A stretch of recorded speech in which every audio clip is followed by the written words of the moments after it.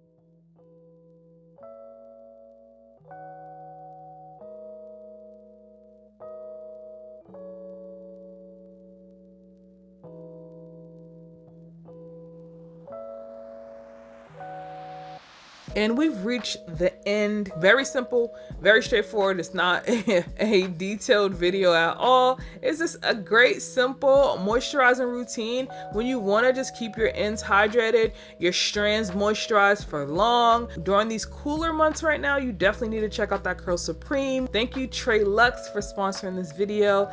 Don't forget to give this video a thumbs up. Make sure you are subscribed to the channel, and I will leave a coupon code down below if you want to, get a little discount off. Thank you guys so much for watching, and I will see you all in the next one.